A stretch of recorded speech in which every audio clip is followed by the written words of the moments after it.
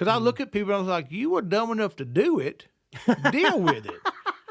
Facebook is drama. It's high school drama. It really is. How many pastors have gotten in trouble because of Facebook? Yeah. Right. How many marriages got in trouble with Facebook? Right. I don't do Facebook. I was helping with the youth one day. I looked around, I thought, my pacemaker's older than every kid in here. You know? Yeah. I think a lot of Americans, even, dare I say, American Christians, I say that loosely, will sell their souls to maintain a lifestyle if it comes down to that. And that, I think, is very dangerous. One of the things that Verna and I have done over the years when we find ourselves in difficult situations is that we will go through the litany of the various times that God has helped us. And we express those out loud to each other, and they serve as a reminder to us that God was through us in this situation, and this situation, and this situation. What makes us think he's not going to be with us in this one as well? The next week after that first state championship game, they joined the church. And their words were this: you cared enough to drive 6 hours for a kid that's not yours.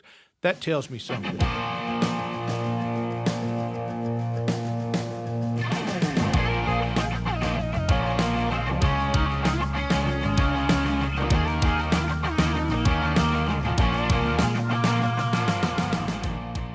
Hi, I'm Chris McNeil, and this is Ministry on the Move, a podcast interviewing pastors and ministers across the USA.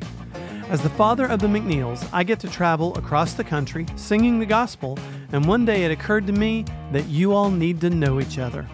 You are a part of the extended McNeil family and the body of Christ. Join me on a journey to churches of all shapes and sizes, different parts of the country, and see just what it takes to shepherd the body of Christ. For more information on the McNeils, you can visit us at mcneilmusic.tv or mcneilmusic.com. Thanks for joining us, and here's the episode. Oh, hey, y'all. It is so good to be back. This is Chris, Ministry on the Move. This episode is an interview with Pastor Paul McQuerry, Dr. Paul McQuerry, Valley Grove Baptist in Stephenville, Texas. That's about a 4-hour drive for the McNeils, I think. And but, you know, there are some churches that you go and you play once, and it's a great time. And there's churches that you go and play twice and 3 times. But this church, I think we've been there maybe 5 times, and we've just fallen in love with the people. They, for whatever reason, they've fallen in love with us, and Paul's doing a fantastic job with Valley Grove.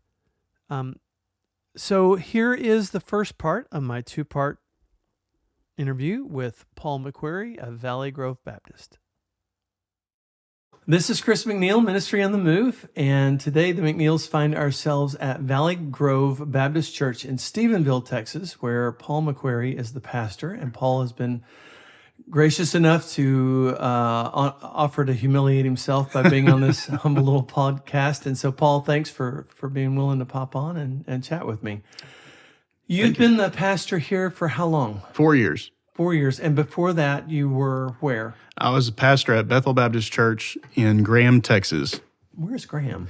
It is, well, from our location right here, it's an hour and a half north. Okay. All right. So you're a Texas boy. Oh, yes. Through and through. Yeah. Okay. And so what, I know that you're going to tell me the Lord called you to the ministry. Mm-hmm. That's sort of a foregone thought. If you're in the ministry and you've been in it longer than 6 months, probably the Lord did call you. What did you think you were going to do when you got into the ministry? What was the purpose of you getting into the ministry? Yeah, that is a great question. I'll just go back. When I was in junior high, I was a 6th grader. Mm-hmm. Our church, First Baptist Church in Olney, which is north of Graham. So we had a youth minister, and our youth group was growing very rapidly at that point. And you got to remember, this is like the late 80s, early 90s. So youth ministry, especially in a small town, was novel. Okay. It wasn't a thing that happened. Right. And so we had a youth minister. And so I'd only seen music ministers and pastors my whole life. This fella comes in and he's the youth minister. And I thought, that sounds awesome. And so I watched him and listened to him and kind of got to know him a little bit.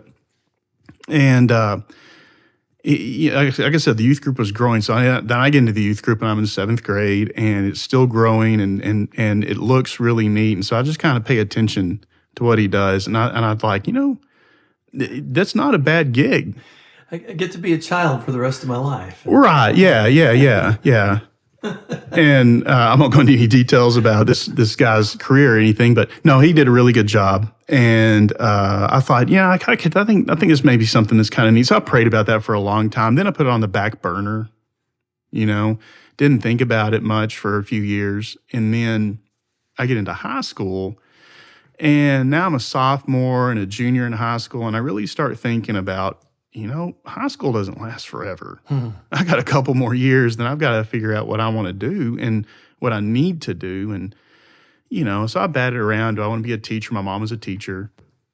My dad's a CPA. Definitely didn't want to do that. That was not my calling at all. But my mom actually started saying, well, Paul, do you think you need to be in the ministry? I mean, I'd kind of taught when I was in 6th grade, hey, I think this may be something that's kind of neat. And they're like, yeah, God will, you'll find something else, And my youth minister at the time, unbeknownst to me, he was giving me increasingly more responsibilities. Hey, can you teach this Wednesday night? Can you teach this Sunday school class? I thought he was just busy. And the whole time he's really putting me in a place. Yeah. So youth ministry was really kind of the thing that I surrendered to. And it was just the overall ministry, but to be a youth minister is what I surrendered to. And that was really my junior year in high school. And get to college, and that's what I do as youth ministry. And I do youth ministry for 10 years professionally. And so really that was my intent. I remember when I was a youth minister, no lie, I had a friend, a youth ministry friend that we'd see at camps, and I'd got to know him a little bit, and he became a pastor. And we told him he got out of the ministry. That was really our, that was our go-to. You left the ministry, to go be a pastor. That's funny. So that was really never a thought, honestly, much. And then I got to preach for my pastors that I served under. The last couple of churches I served as youth minister. And they let me preach. I was basically the pulpit supply. Whenever they were on vacation or gone to do a wedding or a funeral out of town, I was the guy that had to preach. And I loved preaching. And so I thought, I like preaching to congregation more than I like doing a Bible study lesson for youth. Not that there was anything wrong. Sure. It was a blessing. Yep. But God just kind of prepared me to be a pastor. And then just like my youth minister did when I was in high school, my pastor, the last church I served, unbeknownst to me, was putting stuff on my desk. Hey, take care of this, go do this. I had to do a funeral as a youth minister for an older man who died. Oh, wow. And I had to prepare a funeral for an older lady who died in the church.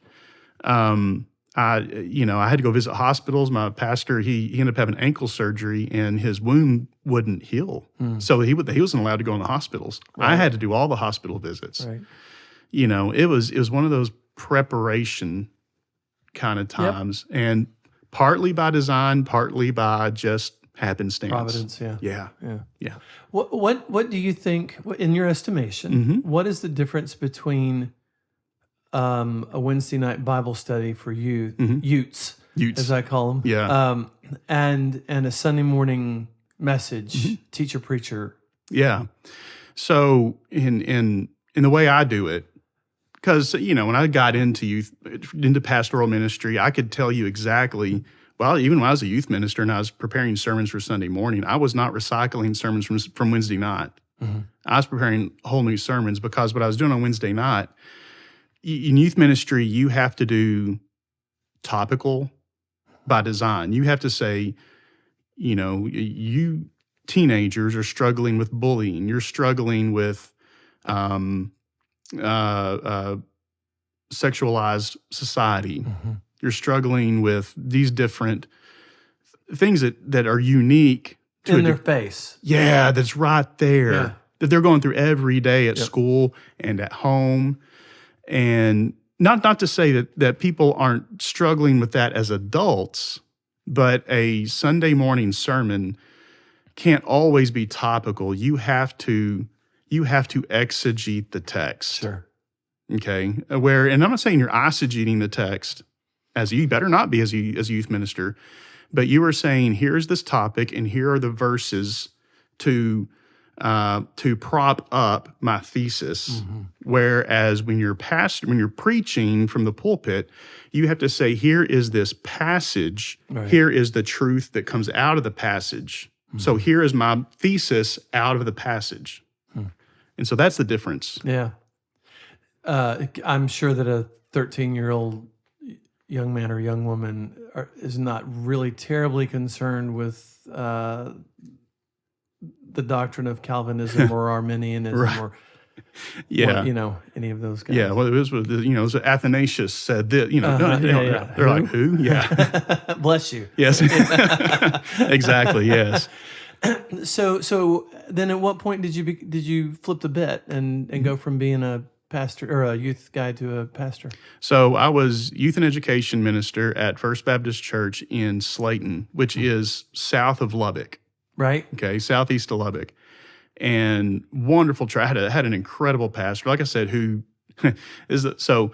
I was pretty frustrated with him because he just kept putting stuff on my desk. Take care of this. Sounds like education. Take care of this, And I'm like, how? It was like a stewardship campaign. How is this education? Well, just you didn't take care of it. I'm like, what are you doing? He's going home early, and I'm working on all this stuff. So anyway, I go into his office. And I said, and I told him, I said, I'm kind of frustrated. And he said, why are you frustrated? And I told him.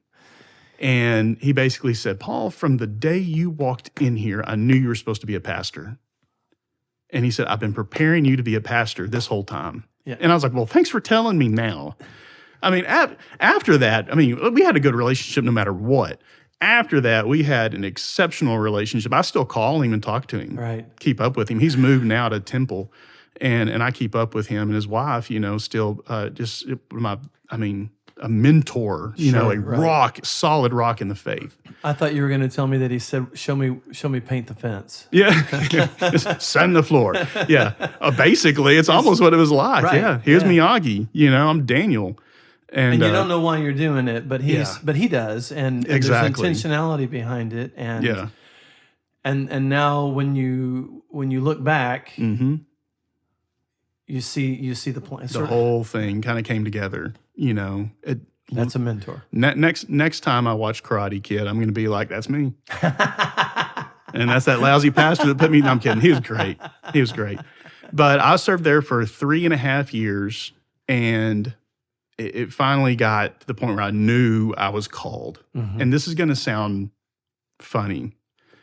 So I was at a football game, because I go into all the football games to see the kids, visit with them, support the team. And I had a girl who was in my youth group, and she was playing around with some of her friends. These are 8th grade or 9th graders by this time. I can't remember which, but so either late junior high, early high school. And one of them slapped her on the stomach, just goofing. And she goes, oh, don't do that. That's my baby. And she wasn't serious. She was playing. But I said, oh, don't even joke. Don't even joke about that. Oh, my gosh. Do you realize how bad? Because this school had a problem with teen pregnancy. And so I was like, oh, don't joke, And I said something, oh, you can't do that. You gotta stay strong, kind of giving her encouragement. And she said, this is what she said. Oh, but it's about talking about pregnancy. She goes, it's not that easy to not get pregnant. And I just lost it. I just said, keep your pants on. It's that easy. Right. And I realized then I've lost some compassion. And I knew at that point, I was like, I'd better really heavily consider becoming a pastor, because if I've lost compassion to really sit down and relate and have a compassionate conversation about a very sensitive topic, especially at that time in that location. I kind of knew that maybe my days as a youth minister were coming to a close. And it was shortly thereafter. That was probably in September. It was December when I moved my first church to be a pastor. It's interesting. I had a conversation back in January, sensitive in nature. And that's got to be one of the most difficult things about being a pastor is understanding that not everybody's where you are. And that's the whole purpose for you being in this role. Yeah. Right? And yet, not being content with where they are. Yeah. And struggling to see the progress or the lack thereof, or realizing that you've got this kid or this family for 1 hour a week, and then they're not going to be back here until next Sunday or next Wednesday. Correct. But the influences that brought them to where they are today, they're with for the rest of the week. Yeah.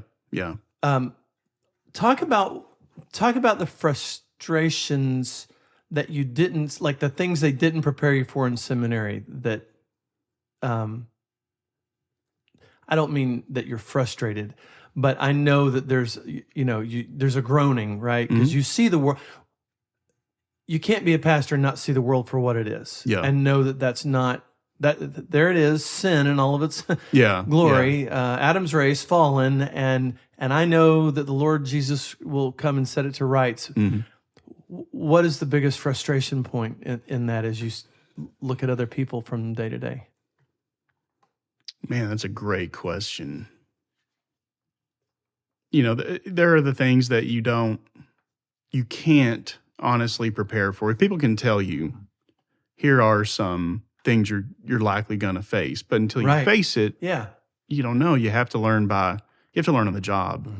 You're building the airplane in the sky. Yeah. Things, pettiness, brokenheartedness on my end is big. I'm a guy that falls in love real easy with my people. I do, always have. And so when something happens and it hurts, it hurts to the core. Yeah.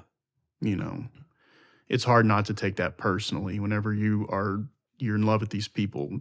God has given them to you to shepherd well and to know them and to grow. And people are just people. And so it's going to happen.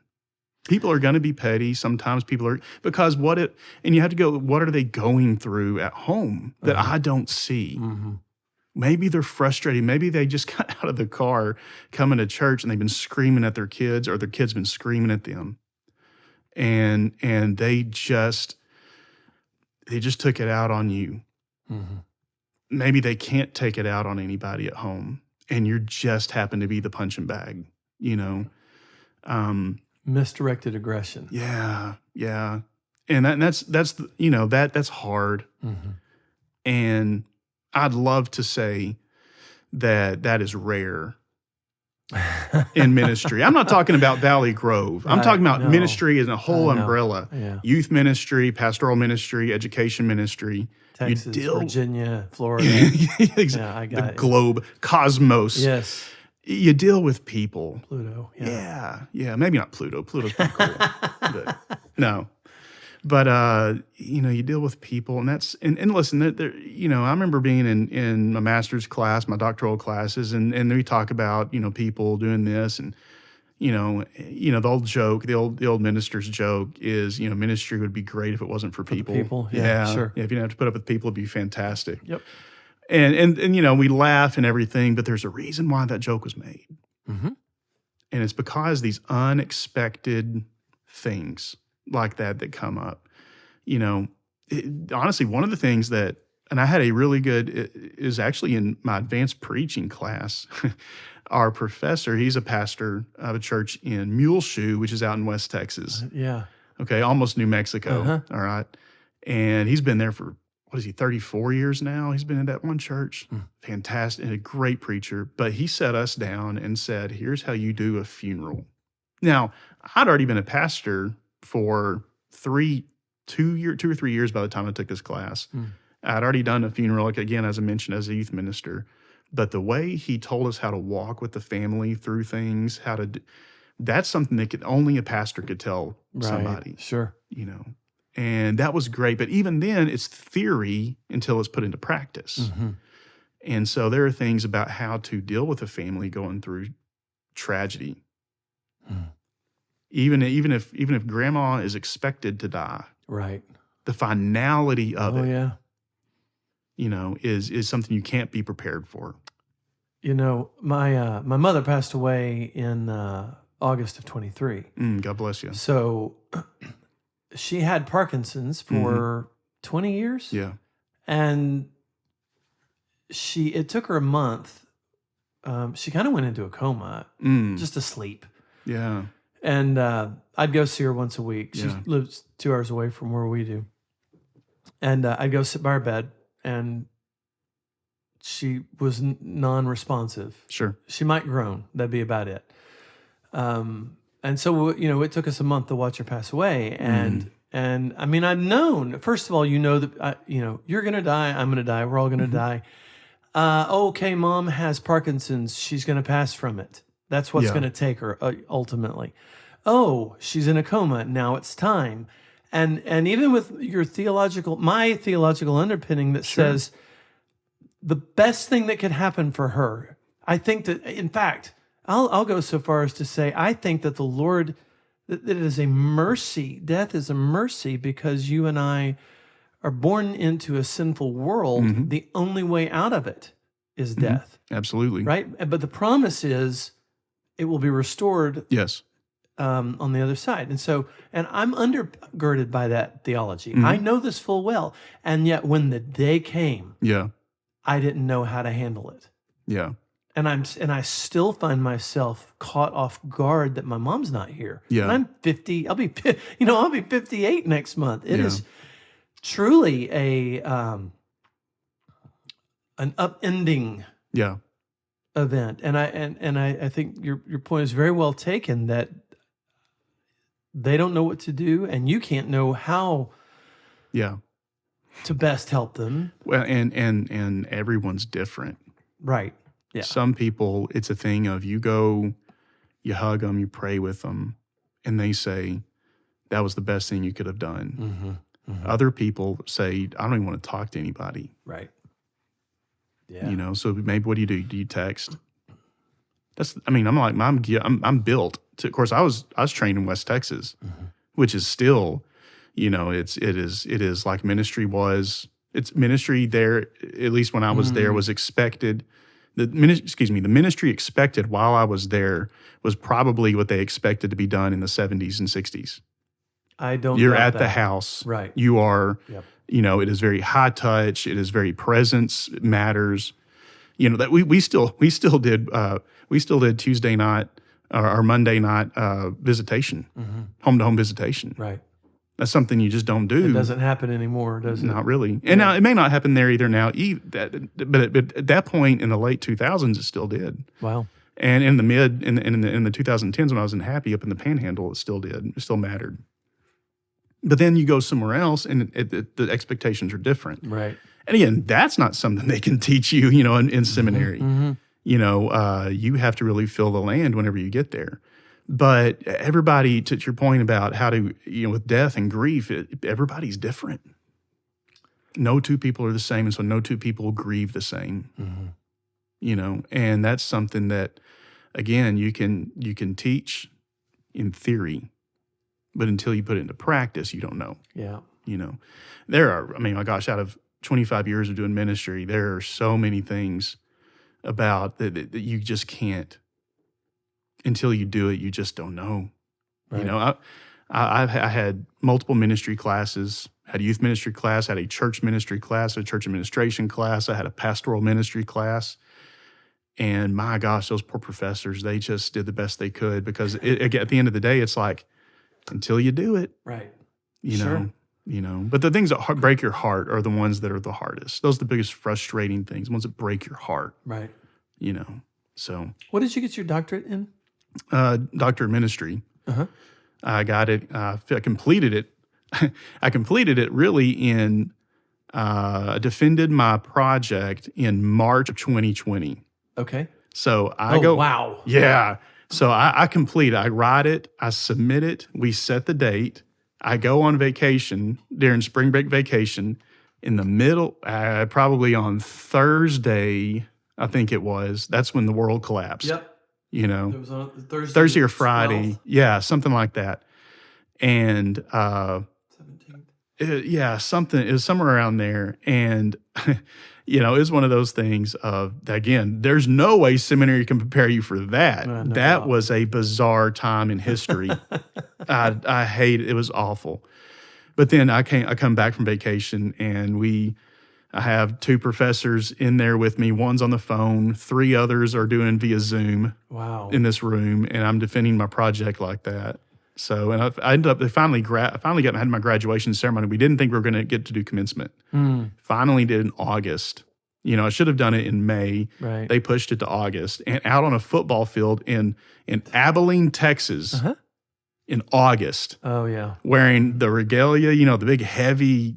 Makes you glad you're not going to hell. Oh my God! Yeah, if I wasn't saved before then, I'm telling you. Where was it in Abilene? At Hardin Simmons, Yeah, yes. I spent my first semester of my freshman year at Hardin Simmons. Hardin Simmons, yeah. Hardin Centers, we called it. That's right. That's right.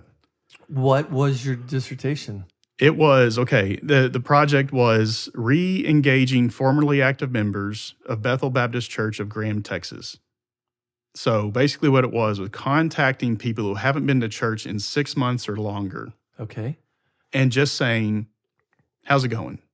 Basically, that's what it was. It was not trying to re-enlist them to come back to church. It was just engaging with them. And some of these people, it was fascinating. Some of these people they made the point of saying, you know what? Nobody's contacted me in 20 years. Oh, my. And I'm so glad. And we had people actually come back to church because of it that hadn't darkened the doors of that sanctuary in decades. It was a fascinating project. It really was. So I'm guessing here, steer me, but I think what you're going to tell me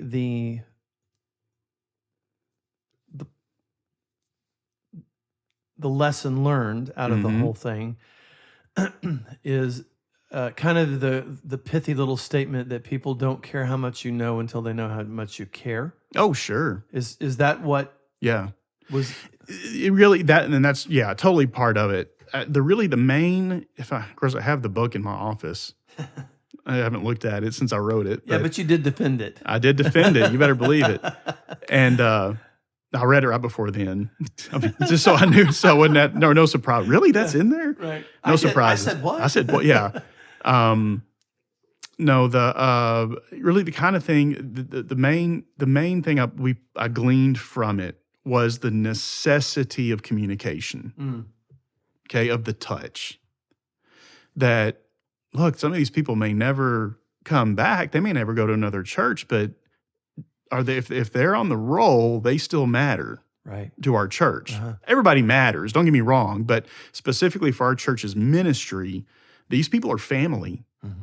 There was one guy that we contacted, and he passed away in the middle of the 6-week project. Okay, where we had to, first of all, we called, and then we went and visited, and then we wrote a letter, and then we called again, and that was the kind of the process we went through, one week at a time, week by week. And the first part of it was organization. The last week was kind of talking about what we learned, what are some things we need to do, how do we go from this point on. That was kind of really the last week's meeting. And there was a guy that when we started, a couple of our members contacted, and he was on hospice. And I think by week 3, he passed away. And the widow was like, I'm so glad y'all called when y'all did. We had no idea that we didn't. Honestly, this guy had been I mean, hadn't been on our church in decades, you know. But because we made that contact, divine providence is what that is, divine appointment. Because we contacted when we did, we could minister to the widow after. And she ended up coming back to the church, you know. Now, is she still there? I don't know. COVID happened not long after. Right, sure. And you've gone on. You're right. Yeah, and I'm here now. But it was very important. Contact matters. That's And so I want to hear more about this. Yeah, sure. So contact matters, but you said you did it in a variety of ways, right? You said Correct. You said letters, phone calls, showing up, emails. We didn't do emails. You did, okay. Yeah, we just did. We did visit, call, letter. Not necessarily. We did call first, visit second, letter last, and then call again. And did you find any corollaries with? Like, was one more effective than the other? Were they all? Was it the sum of all of it that had the real? Yeah, I mean, honestly, again, that depends on the person too. Sure. You know, it was home visits are hard in today's world, just because when people get off work, they don't want anybody coming home. Right. They want to be home. They want anybody else coming over. They're cooking supper. They're putting the kids to bed. They're winding down from a hard day at work. Right. What have you. They're trying to watch their TV show. Yeah, that I've recorded. It's been on the DVR or whatever. Back in my day on the VCR, you know, to put the tape in. But, you know, that's so I would probably say calling was more effective, honestly. You know, the thing with letter writing is it's nice to get something in the mail, but how do you respond? Right, sure. Unless you write another letter and 2 weeks later, you know, because how slow the mail is sometimes, it can get to you. But calling was probably the most effective. There was one so I did this too. Of course, I was on the team too. I called this one fella, found out he was in prison. I got his dad. This is a grown man. And I got his dad and I said, hey, I can, even if I remembered the guy's name, I wouldn't use it. But hey, trying to call this guy. And he goes, oh, well, I'm so glad you tried to call him. Unfortunately, he's in prison right now. He's going to be there for a while. I was like, oh no. He said, yeah. So I prayed for him with his dad over the phone, and we kind of marked him off the roll. And that was another nice benefit. If any churches that ever hear this, if you're like concerned about your membership roll, this is a great project to do because you really get to thin it out. We marked off a lot of people who had died. Oh, wow. Yeah. They're not coming back. And we had no idea they died. Maybe they moved off and never gave us a change of address, you know? Sure. But we found a lot of people that either had moved out of state. We found some people moved out of state. Again, the guy that was in prison, people that had died, and people that you can really move off your roll. So you're talking about and I don't know, was this a group of doctorate students or was it people within the church? Right. It was our church's people. So the project, what we had to do, the parameters of, look, you can do basically whatever you want, but here are the rules. You have to create a team, bank it as little or as large as you want from your church to perform this ministry that you create for this project. And now you can continue the ministry long after, or it can be terminal. Right. You know, the time, the finite duration. Yeah, the duration of the project. Yeah. And so that's really what I did. I created a team of, I think 14 of us, I believe, is what I did. That way we could go 2 by 2. Okay. Yeah. You know, and then you have 7 groups. You have 7 groups. Yeah. Oh yeah. I didn't even think about that. Again, divine providence, right? So we did that and we got now this is not a large church. This is a small church. You know, it's not as big as Valley Grove is here. We ran 80 on Sunday morning, you know. And so we just took that group of 14 and I asked them, you know, hey, would y'all be willing to? Some said yes, some said no. It was fine. And it worked out perfectly. You know, the way they were great. They bought in. They were so in. So that's kind of, so this is fascinating. Did it affect the existing body? That's what I wanted to know. Yeah. So I had to do surveys. I did a survey on the immediately following of the team. Immediately follow, and also this, I made them do. You know what a verbatim is? So if you do chaplaincy at all, you do a verbatim. You go and you make a visit, and then you have to write out as word for word as you can the conversations you had with this person. Oh, interesting. Yeah. So I made everybody do a verbatim. And that way I could get data from that. What is this person's condition? Are they members of another church? Or, were they hostile to the... Yeah, exactly. Yeah. You Or know, were they really welcoming into it? Or Exactly. do they have needs that we need to follow up on? Sure. Yes.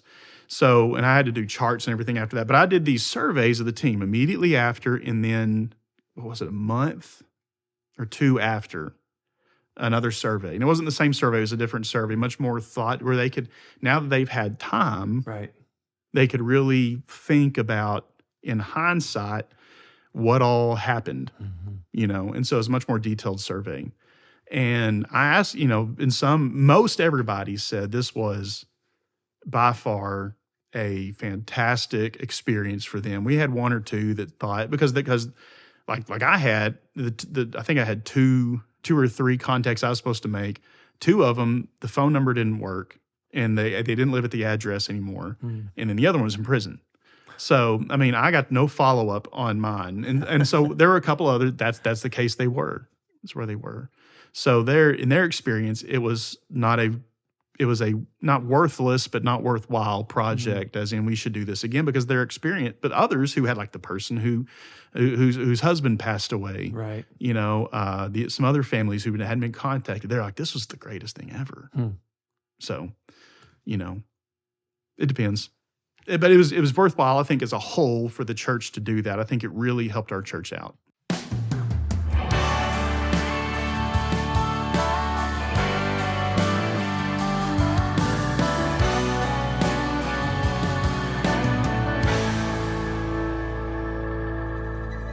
Thank you so much for joining us for this episode of Ministry on the Move. I've been your host, Chris McNeil. To learn more about the McNeils, you can find us on the web at mcneilmusic.com, mcneilmusic.tv, themcneilproject.com, on Facebook at The McNeils, YouTube at The McNeils. We are on all of the usual suspects. God bless you. We'll see you next time.